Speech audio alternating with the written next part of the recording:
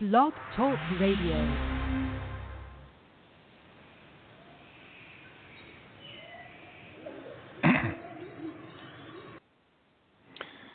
Hello, I'd like to welcome everyone back to Ohio Exopolitics. I've got a few days here, vacation time coming to me, so I will be back to my normal schedule on Wednesday, but I'm sure enjoying this little respite during the 4th of July. We're talking about the Meyer case, of course. Billy Meyer, if you don't know who he is, he's an 80-year-old man. He lives about 45 minutes east of Zurich, Switzerland, and he lives in a tiny mountain village. It's called Hinterschmidruti, nestled in a pine forest amongst the mountains of northern Switzerland. Billy has lived the most unusual life.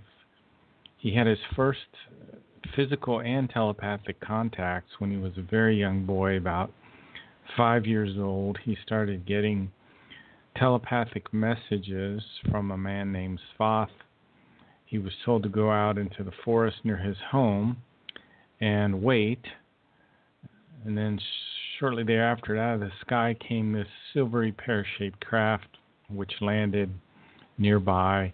Out stepped a very elderly man who looked like he was wearing something like a diver suit. And then Billy felt like he was lifted up, and it says in the contact notes that he was lifted up as if by ghostly hands, brought into the ship, and Svath took both of them up into Earth orbit in his spacecraft.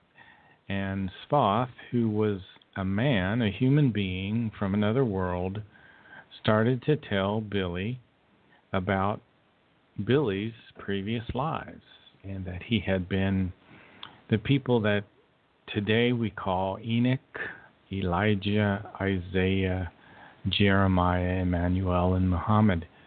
And he was told that he taught an ancient universal teaching called the teaching of the Spirit, which identified the universal consciousness, which is the supreme intelligence behind all things in our universe. And it also identified certain laws that the universe works by, laws like cause and effect, the law of love, the law of harmony, the law of abundance and prosperity, the law of reincarnation, all these various laws, the law of striving, which is related to your evolution. So Billy was amazed that this man was telling him all these things. Svath also told Billy that he would be his teacher for the next 11 years. And this relationship went on for 11 years, where Billy would meet Svath, and then Svath would teach him another lesson. And this went on, like I said, for about 11 years.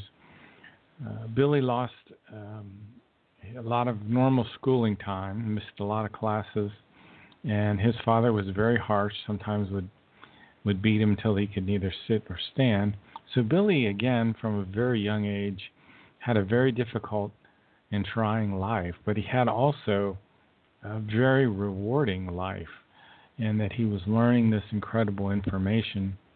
During one of the trips up into Svath's ship, Svath placed a device on his head which had many different kinds of wires and gadgets associated with it.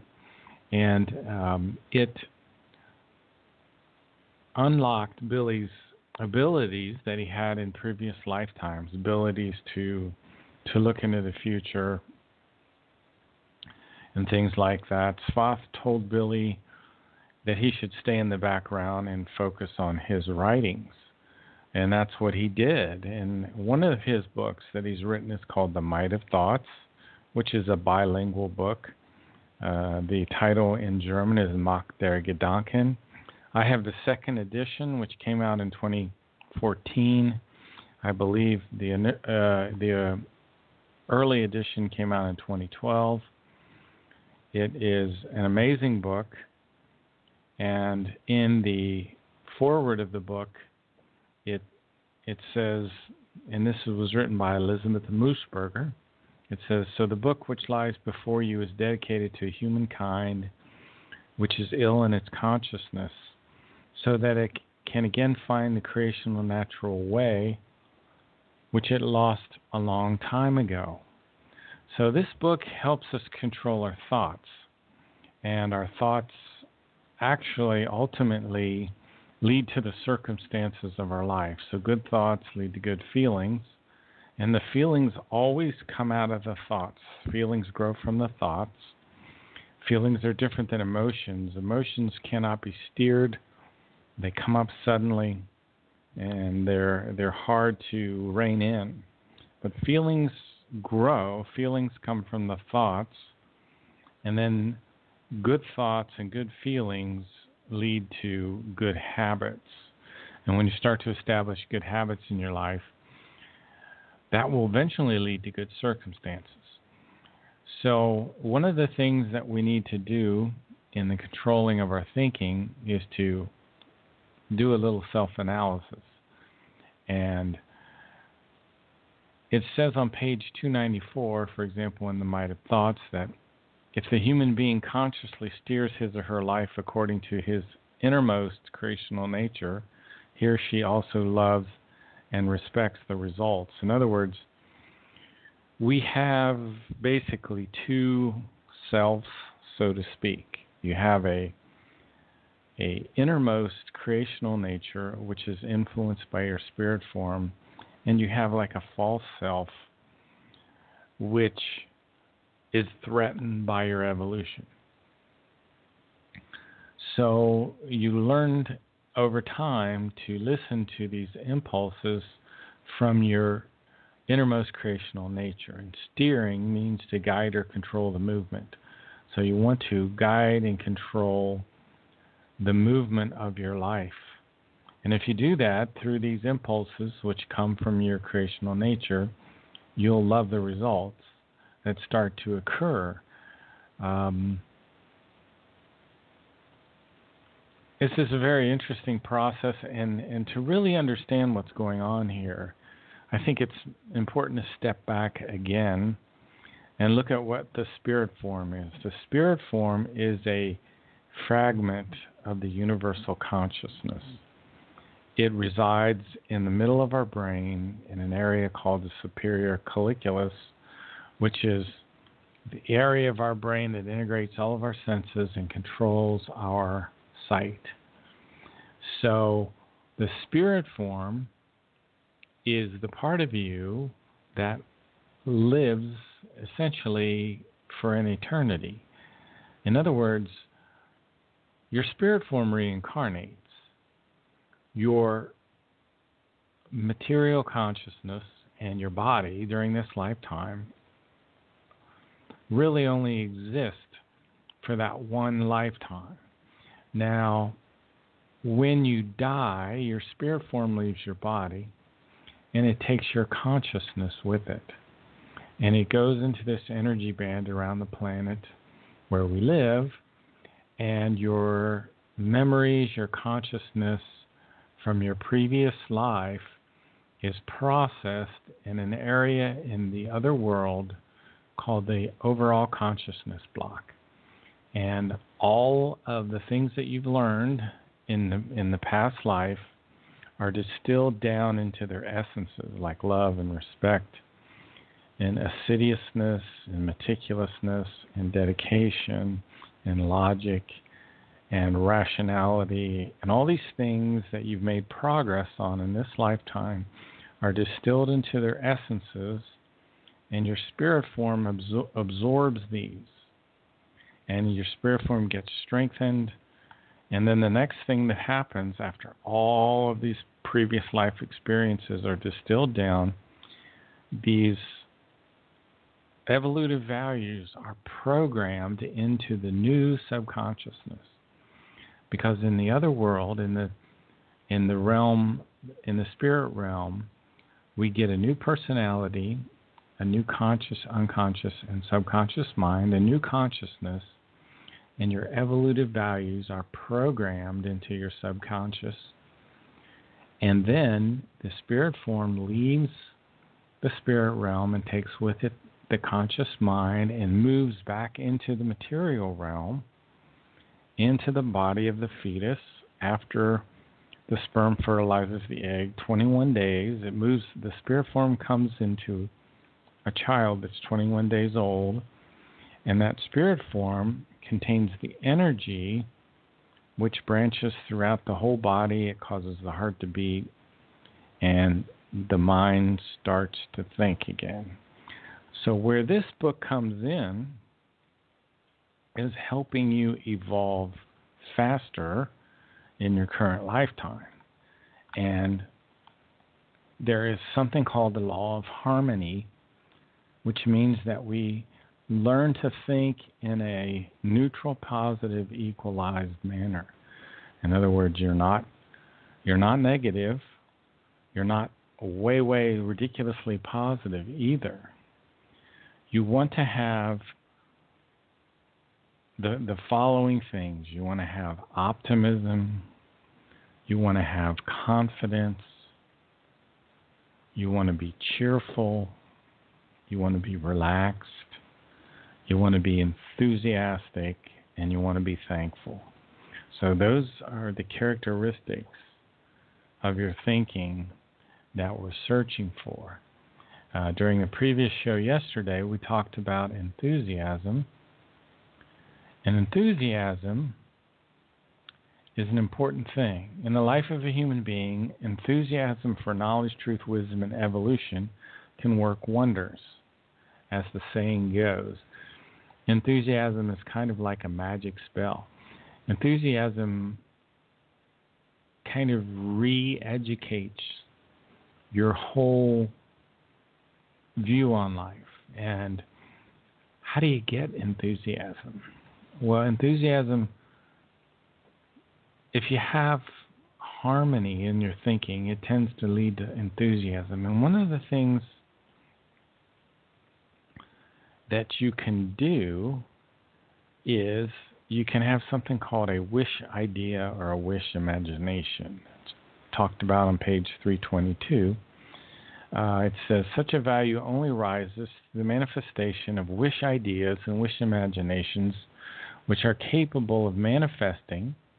It can therefore be realized by means of the might of thoughts, when the might of thoughts is sufficiently strengthened by the necessary enthusiasm. So maybe I can find that page and we could talk about this a little bit more. Ideas, imaginations, and efforts must be retained in the consciousness and be newly nourished again and again by the thoughts, so that the consciousness thereby actually absorbs and holds on to them. The ideas and the imaginations must be clear and sharp and must not pervade dimly and diffusely in a shadowy manner. The clearer and sharper the details, clearer and sharper the ideas, imaginations, and effort, the more powerful the enthusiasm for them and the capacity of the might of thoughts to realize them. So I'm just now learning. Of course, we've all experienced enthusiasm in our life. I never realized it was such a tool, and I never realized how effective it is. And I'm still just learning how to foster enthusiasm. I think that there's kind of a two-edged sword here, though. More on that a little bit later, but I think that there's a correct way and a wrong way to have enthusiasm. I haven't tracked that all down yet. I don't have all the details for you on that yet. But now, there's a German word for enthusiasm, and it begins with a B, Begeisterung, which is a terrible pronunciation. I'll get the correct pronunciation on that soon enough. Enthusiasm means intense and eager enjoyment, an interest or an approval.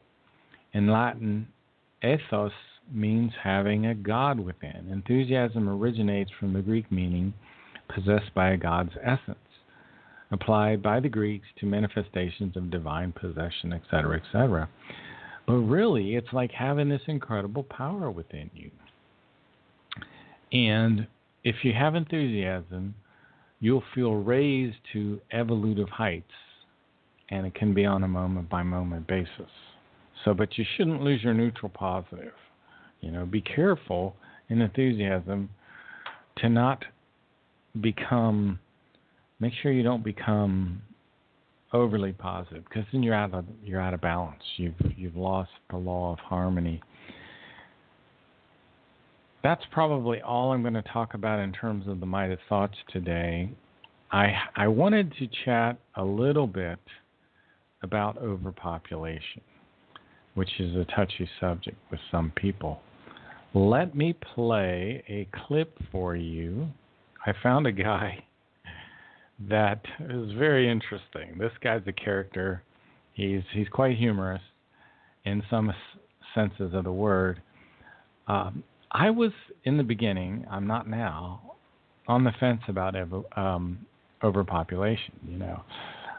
There is a terrible way to think about overpopulation. That's horrible. People think about, there's enough space, and there's unbelievable amounts of space on the earth. The real fact of the matter is, people will not spread out. People gravitate to the places with fresh water, with a reasonably warm climate, and that's the place where the forests are. So the first thing we destroy are forests. The forests moderate the weather, and then we suck up all the fresh water. Only 3% of our water is fresh water, by the way. So people can't, look at the South Pole, Antarctica. There's like 7 million square miles down there. Almost nobody lives down there. So people don't live in all of this empty space. And you hear the silly things like you could cram all the people in the world into Texas. Oh, wouldn't that be horrible? Imagine. And look, think about cramming 100 people into your house, which if you've got a reasonably good-sized house, you might be able to fit 100 in if they're all standing there crammed together. But it would destroy your house. It would create such a horrible mess. You'd have no food. You couldn't live that way. It'd be horrible. You'd be at each other's throats. You'd be killing each other, which is what we're doing. Anyway, let me set things up here, and we'll listen to a very interesting individual. Maybe I can track this guy down and have him on the show sometimes. He's kind of funny, actually. So hang on here as I twiddle with things a bit and get us in a position where we can listen.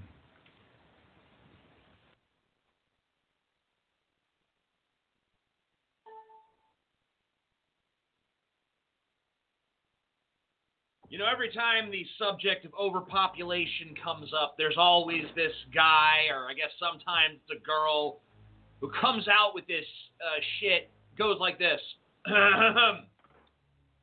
Overpopulation is a myth. And if you press them on this, they say some shit like, there's plenty of room left. In fact, did you know you could fit the entire population of the Earth in the state of Texas? Okay, well, you could probably fit everyone in my neighborhood in my house, too. Doesn't mean it's a good idea. The problem here is not a space problem, okay? It's not the world's overpopulated because we're just running out of room for more humans. That's not the issue. Oil that we're running out of. It's coal that we're running out of. It's rare minerals that we're running out of. It's fresh water that we're running out of.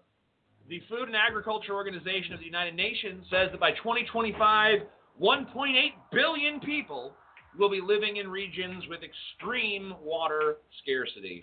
The Ogallala Aquifer supplies water for about 1/3 of our crops here in the U.S., and it is running dry. It will not last another 50 years at the rate that we are draining it, and it'll take 6,000 years to fill back up again. So by that time, won't do us much fucking good. More bad news for our crops. Another thing we're running low on is phosphorus, which is an essential ingredient to fertilizers that we use to grow things like food. And these fucking idiots, they say overpopulation is a myth because there's plenty of space left. Plenty of space. So much space. I mean, that's like saying there's no problem letting, 50 people stay at your house. Yeah, maybe there's enough room technically for everyone to be there, but there's not enough food. There's not enough bathroom space. There's really not enough room on the couch. There's plenty of ways in which it's not good to have 50 people in your house, even if they can all fit. I mean, holy shit. Our diminishing resources are not the only concern, by the way. We're not just fucking ourselves with this. We're also fucking the rest of nature. The Great Barrier Reef is suffering right now an unprecedented bleaching event. And a good chunk of the reef could die. The reason this is happening is because of record hot temperatures in the Pacific Ocean. And the oceans of the Earth are in terrible shape in general. We're seeing huge die-offs of all kinds of species, dolphins, seabirds, plankton, krill, starfish, brown pelicans, orcas, sea lions, et cetera, et cetera, et cetera. They're all dying off in record numbers. We are, as a species, just wreaking havoc on the ecology of this fucking planet. But, I'm not a big environmentalist, okay? Because I pretty much believe that all of the problems I'm talking about and many, many more that I won't even bother listing because what the fuck good will it even do? I mean, I could talk about the dying off of the bees. I could talk about... Very interesting fellow here. I like his graphic expression, which is really what's going on. We're in a horrific situation, and we have to stop thinking about it as just a space issue. And we need to. What I would like to make people aware of is that the forests are critical for moderating the weather, and that the shade produced in the summertime keeps the air cooler, which helps prevent the massive storms from forming, because massive storms form when cool air comes up against hotter air. And it's the same thing, but on the flip side, in the summer, the forests tend to keep the light from reflecting back. Like if you have a barren area with just snow on it, all that light will reflect back, and hence the warmth will reflect back as well, but the trees again will hold a little of that warmth in the winter, which again keeps the weather in a more moderate state, so the storms don't form as easy. Also, the tree lines create a turbulence, a spinning spiral of turbulence when the air blows through. And what this does is help with rain. It helps to promote rain and the formation of clouds.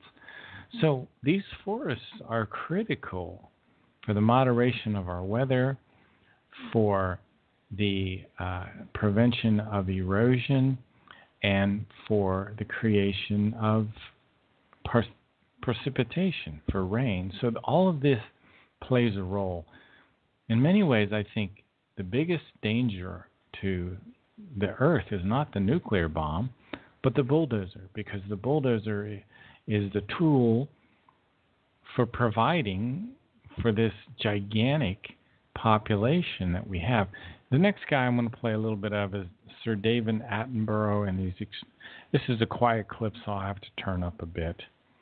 So I may not play it very long because it's a little quiet. Here we go.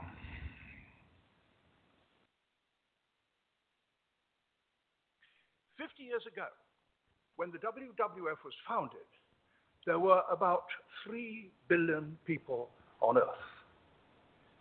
Now there are almost 7 billion, over twice as many, and every one of them needing space. Space for their homes, space to grow their food, or get others to grow it for them, space to build schools and roads and airfields. Where could that come from? A little might be taken from land occupied by other people, but most of it could only come from the land which, for millions of years, animals and plants had had themselves, the natural world. But the impact of these extra millions of people has spread far beyond the space that they physically claimed. The spread of industrialization has changed the chemical consistency of the atmosphere. The oceans that cover most of the surface of the planet have been polluted and increasingly acidified, and the Earth is warming. We now realize that the disasters that continue increasingly to afflict the natural world have one element that connects them all: the unprecedented increase in the number of human beings on the planet. There have been prophets who've warned us of this impending disaster, of course. One of the first was Thomas Malthus. His most important book, an essay of the principle of population, was published over 200 years ago in 1798.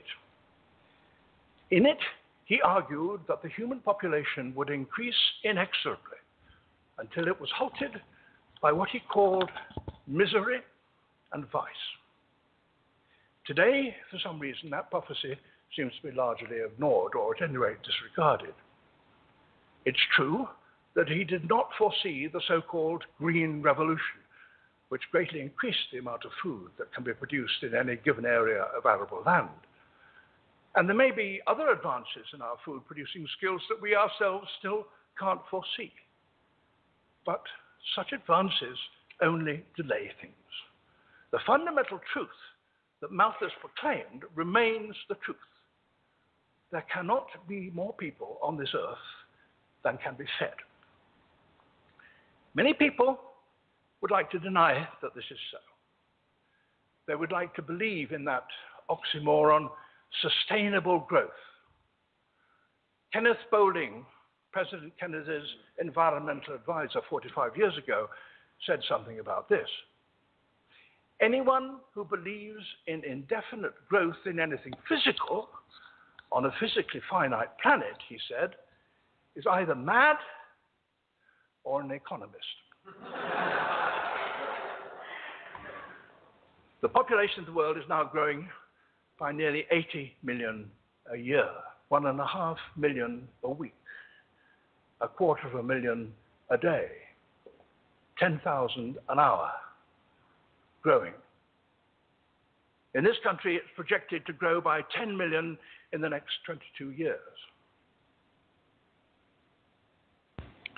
Wow. Those are some scary statistics. The one that stuck in my head is actually one that I had kind of read before, which is talking about 10,000 people being born in an hour. And the number that I got from Frosty Wooldridge was 9,000. 9,000. So it's probably has increased since some of these statistics were taken. So 9,000 people born per, or 9 to 10,000 people born per hour. Now think about that insanity. That is unbelievable. 77 million roughly people born every year. The world population grows by 77 million born every year. 10,000 people born per hour. 4,000 people die on the streets of India every day. 4,000 people are born on the streets of India every day. 4 million. These statistics are so beyond what you can even imagine. It's like when Frosty Wooldridge first told me there was 50 lanes of traffic going around Beijing, and I didn't believe him. I honestly did not believe him. It was just too incredible for me. Bangladesh, a country the size of Iowa with 146 million people in it. America will add 100 million people by 2035 because of immigration if we don't stop all of this immigration. So the people on the left are going to have to hopefully think about things in a little more objective way. And that speaker before David Attenborough, who I'm going to have to look up his name, talked about the coming global water crisis, which is coming, believe me. And we're so fortunate if you're living in an area where you can have plenty of water. Okay, I'm going to change subjects again. And I'm trying to do that so we don't pound on these subjects for too long of a time. I know that can probably be somewhat overwhelming for some folks. There's a group called the Giza intelligences, which is no longer on the earth, but they've had a profound impact on the people here on earth. One of the Giza intelligences we call Jehovah today. I don't believe his name was Jehovah at that time because there was no letter J in the ancient world. It may have been called Yahovah. Anyway, if you go back to the Eris the 11th, is probably the very beginnings of the lineage of the Giza intelligences. This is sometime after the fall of Atlantis and Lemuria, the great catastrophe that wiped out, or almost wiped out the earth, was about 12,500 years ago. I believe there was a rather large ice age during that time when the meteor was brought in by the Lemurians, which exploded in the atmosphere, sent forth a tremendous amount of heat, which caused the melting of these glaciers all over, and a tremendous tsunami in the Atlantic Ocean, which wiped out Atlantis. And this giant melting all over the earth caused this great flood, which ended up in the deaths of untold billions of animals and millions of people. And after that great catastrophe, these extraterrestrials came back. One of these was named Jehovah. And Jehovah ruled the earth until about 3,660 years ago. He let himself be called the creator.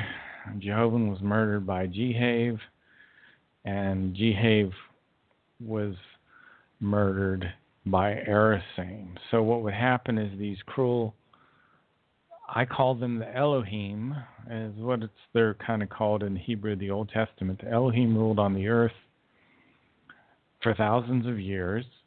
They called themselves God.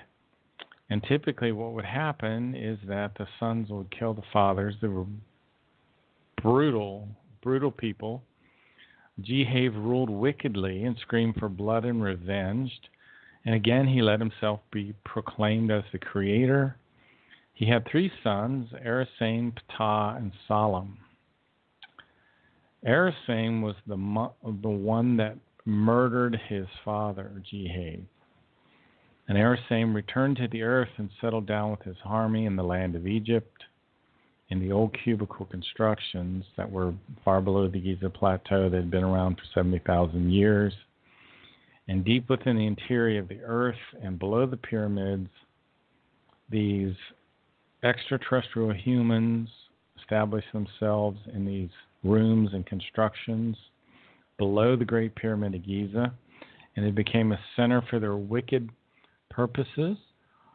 And they had these tyrannical plans for taking control of the people of the earth through deceit, lying, intrigues, through religious teachings and cults. And this is what happened in our past. So, Erisame established the Giza intelligences around 3010 BCE. The next person to come along was Jehovah, probably called Yehovah or something similar. He took over Erisame's rule. He was known as the Cruel One. And it's very interesting. Jehovah, the name Jehovah is used in our Bible, but it's only been carried along in the translation of the King James Bible. It's interesting that if you look in in Bible Gateway software, and you set your setting to King James Bible, you'll be able to find the term Jehovah, but if you set it to the New International Standard, it fell out of favor in terms of being a translation from the word God. So now you'll find the translations say Lord or God or things like that. But Jehovah doesn't appear first. In Genesis 22:14, Abraham is about to sacrifice his own son and puts him on an altar with a bunch of wood and is about to stab his own son because he's been brainwashed by the Elohim, by Jehovah particularly, into this blind obedience. And we would call this religious hysteria today, but when it's set in the context of ancient history and it's put in quote-unquote sacred writings, this creates a religious fog over people's minds. And what is really an act of murder and cruelty is portrayed in the light of obedience and holiness anyway. Very, very sad. He's about to offer his son Isaac as a burnt offering. And Abraham called this place Jehovah Jireh. And it's you only find that term in the King James Version of the Bible. But Jehovah intervenes and says, don't kill your son, go get this ram and use him for a burnt offering. Well, the religion will teach you the burnt offering is looking forward to Christ. There's a Mara Biglino, who's a great translator of the Bible. He says the Bible does not talk about God. And he says that the Bible, the Old Testament that we have, was really created between the 7th and 9th century A.D. and by these Masoretic texts. And Maro translates Masoretic texts, and he's translated 17 volumes of literal translations from the Old Testament. So what they used to do was translate these scriptures into Hebrew. They would put them in Hebrew. That's the way it was originally documented, with only consonants. And as it stands in the original Hebrew, it's a very neutral thing. It's not religious at all. Doesn't talk about God or anything. What came later is when people translated these, they put in the vowel points, where then the religious interpretation comes in.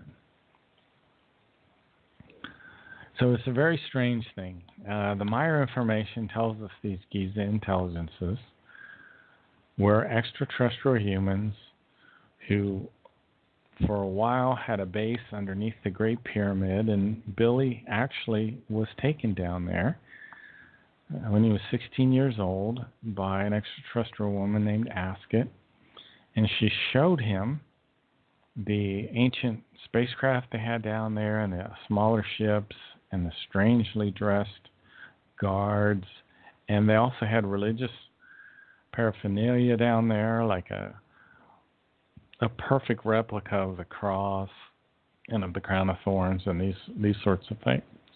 And Asket told Billy that religion had been used as a tool to gain control of the Earth humans after the fall of Atlantis and Lemuria. And it's been effective, and it's created kind of a psychological damage to the people of the Earth. And one of the psychological damages that has occurred is the inability to think independently. And you can even see this in the UFO community. Instead of being able to come to their own conclusion based on all of the people that have come out, like the one person that I like to talk about in terms of a disclosure is the mentor of Dr. Werner von Braun, who was a man named Hermann Oberth, who was another Nazi rocket scientist, who said that the people of Germany could not take credit for their advancements alone because they had been helped by people of other worlds. So we do have a disclosure, and this is a scientist who said this in the 1970s in a public meeting that was recorded. You can listen to it on YouTube if you look up Dr. Hermann Oberth. Well, we've also had people like Clifford Stone, Sergeant Clifford Stone from the Air Force, Bob Dean, who've come forward, also another enlisted man at the level of a sergeant. And these both talk about crash retrievals, landing sites. In the case of Bob Dean, he mentioned that there was a document which he had the clearance to read. It was higher clearance that talked about 6 races engaging the Earth, extraterrestrial races, a couple of which looked exactly like us. And this is where the Plejaren come in, and these Giza intelligences who look just like us. They're human beings just like us. So our history has been profoundly misunderstood. Let me continue reading from Deuteronomy 20:16. Again, these are the words of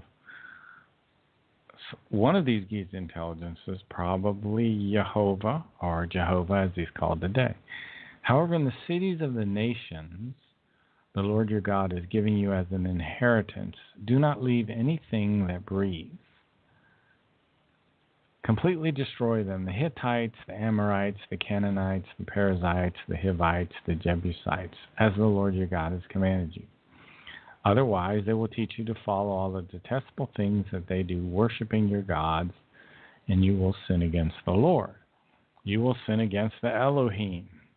So there was maybe another group of Elohim, I don't know, that were on the earth at this time too.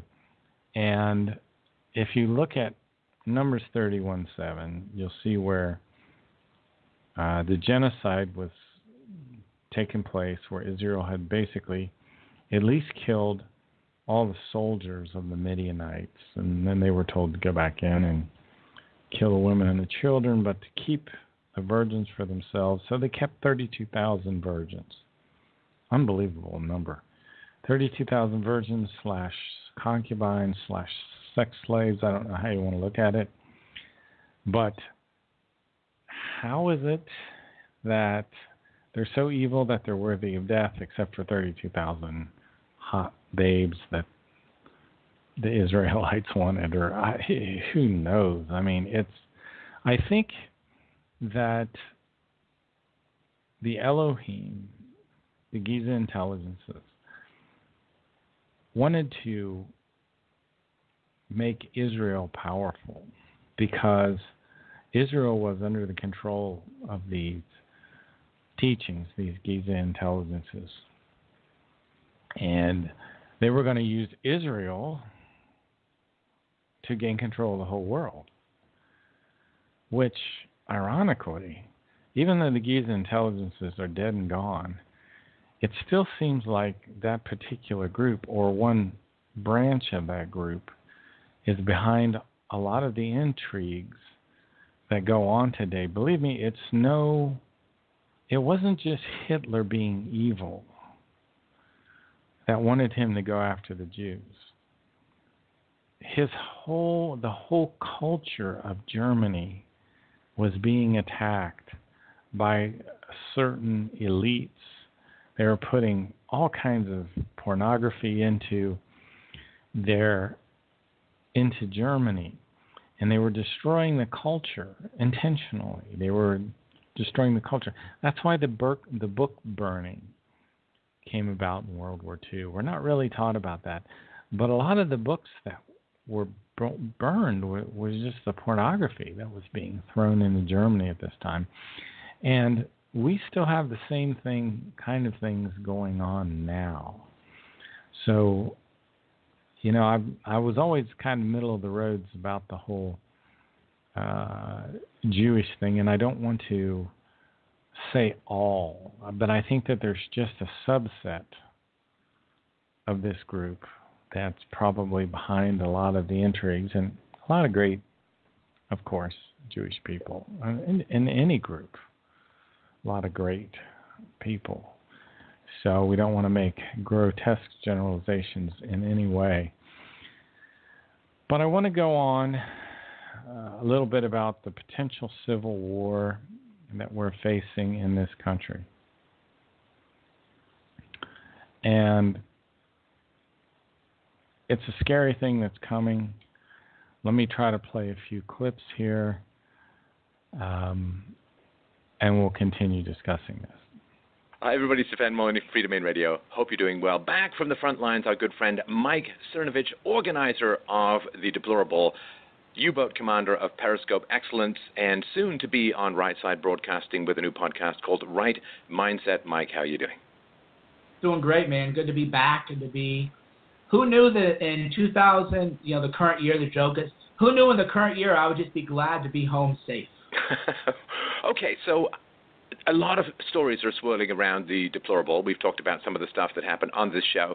Can you give me the one-stop shop synopsis of what happened, the soup to nuts, as they call it, the A to Z, from getting ditched from the first venue to pulling off one of the most successful social coups of the century?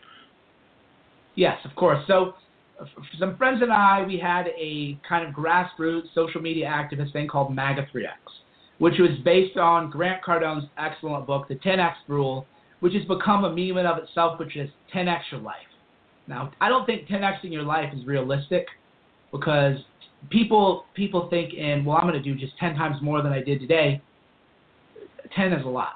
So I go, how about 3X? MAGA 3X is realistic that each person could get 3 people registered to vote. You could get 3 people to the voting booth, and then share 3 articles or post to our hashtag 3 times a day, MAGA 3X. So we started that in, July or so, and it really started hopping and took on a massive life of its own. The trending hashtags, we got, worldwide trending hashtags. That was all part of MAGA 3X's grassroots activism. We had people register to vote who had never voted before, and we had people going to the ballot box who had never voted. So then here's what occurred to us. There's all these new people in politics who don't necessarily have the connections to get tickets to events. So for those of you who are listening and don't really know. Well, later on that same show, they begin to discuss this potential conflict that's brewing between the left and the right on this country. I had forgotten that a particular clip started out so slow in terms of our current topic.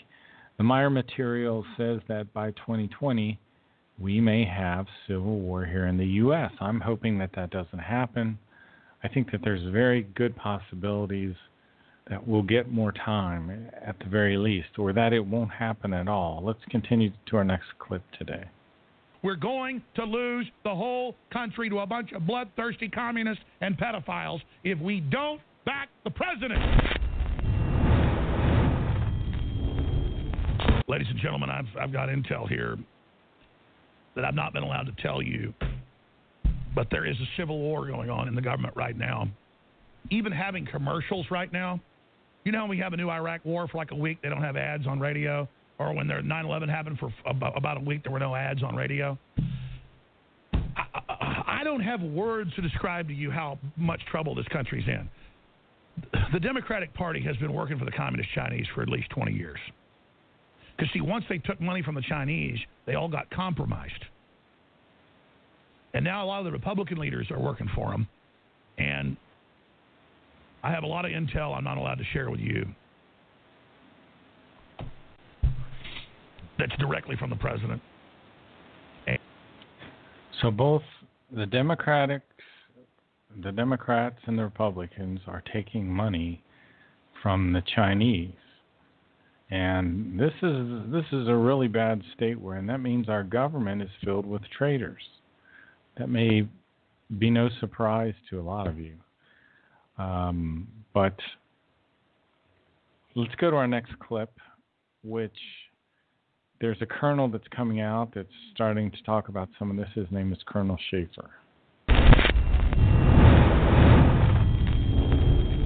So I want to ask Colonel Schaefer, former head of the bin Laden unit, patriot, with a lot of big connections, helped expose Benghazi, you name it, works for the London Center for Foreign Policy Research, Fox contributor, where we are currently and how serious the situation is. But first, here's a clip of Sean Hannity Tuesday. They're calling for him to be fired right now at the Washington Post. Also tonight, a soft coup is underway right here in the United States of America in an attempt to overturn November's election results and forcibly remove a duly elected president from office. Sinister forces quickly aligning in what is becoming now, in my mind, a clear and present danger. That is tonight's very important opening monologue. All right, boom. Then a 15-minute breakdown of them saying, kill the president, the deep state, Schumer bragging, the intelligence community has 7 ways to Sunday to take you down. Then they come out in the Washington Post article and say Fox News' Sean Hannity is encroaching on Alex Jones' territory because he quotes the same statements they've made about the plan to overthrow him. So they want to get this plan going, but then they want to deny it, even though it's in the news, when we oppose it. That is what they call black propaganda. They are using serious, unprecedented disinfo. Colonel Schaefer, you're more of an expert on this than even I am. I know that you've worked in some of the most classified areas there are and really head up a lot of things that will never see the light of day for this country. Am I overestimating how serious this is?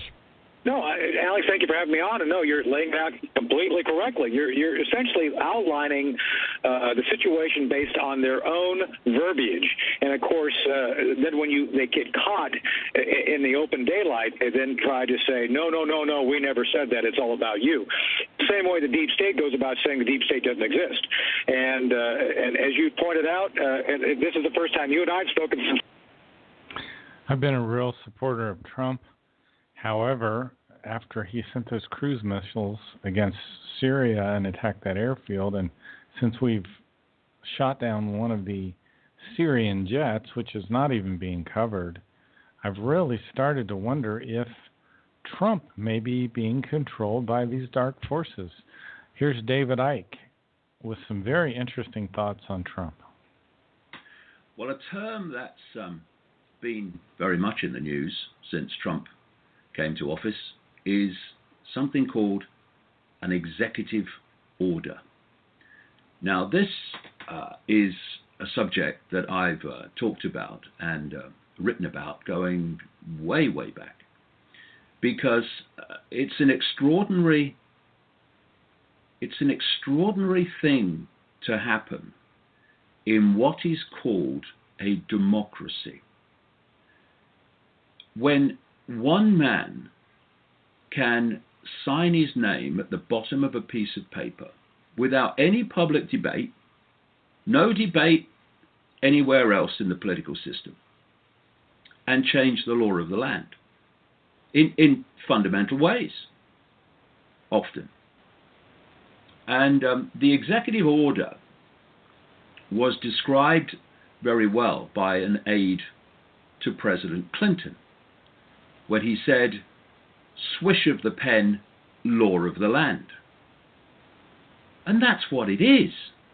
And we're seeing here Donald Trump at his desk in the Oval Office signing these pieces of paper, executive orders, and dictating the law affecting not just 320 million Americans, but vast numbers in the wider world. And for much of American presidential history, they've been used sparingly. But particularly since the time of Bill Clinton and through Boy George Bush and Obama and now Trump, they're being used constantly to dictate. That's one of the trends we're seeing, is the constant use of executive orders by the president.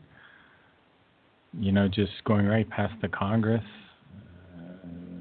almost like a tyranny. Anyway, one of the big things that's being discussed is the potential that the left is preparing to plunge us into a civil war. Let's listen to this clip.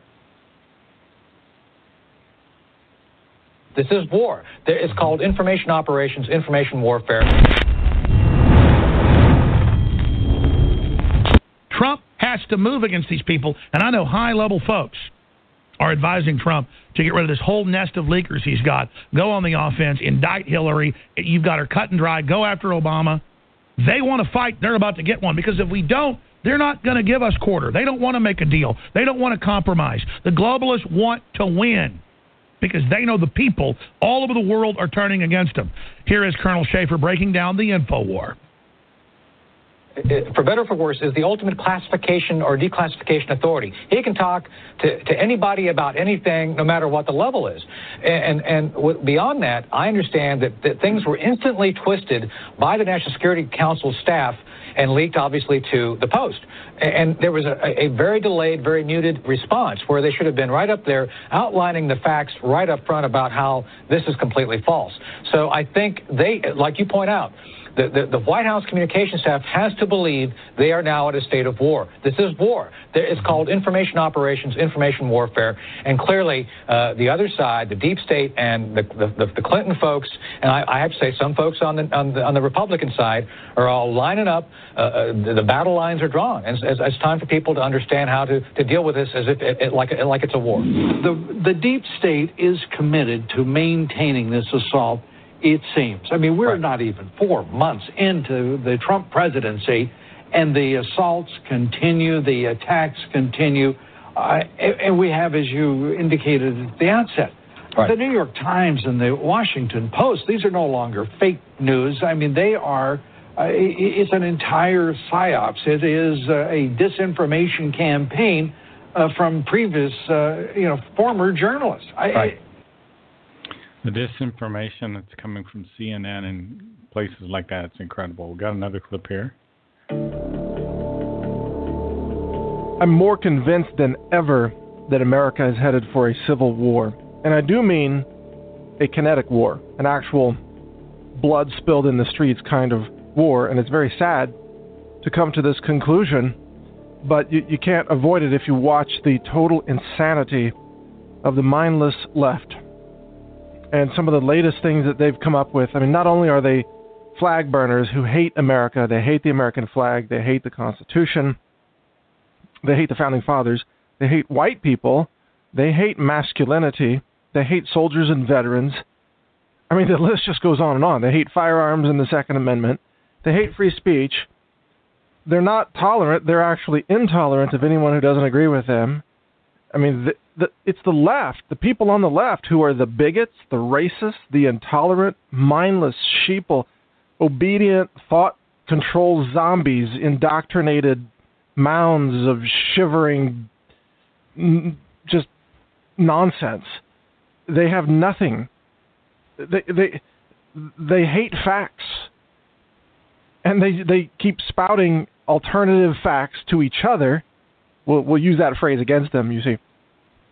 They have their own alternative facts, and they just keep spouting them back and forth until they believe they're true. And they're all lies. And the left is so mentally unhinged at this point that it's become obvious to me in just the last week that there's probably no way to reason with them. There's no middle ground with them, sadly. You can't have a rational discussion with them. It's impossible. Because they aren't interested in reason or history or law. I mean, just their abandonment of law is astonishing. Look at their sanctuary cities policy. Well, thanks, folks. You've been listening to Ohio Exopolitics. I'm your host, Mark Snyder. Have a great day. Bye-bye.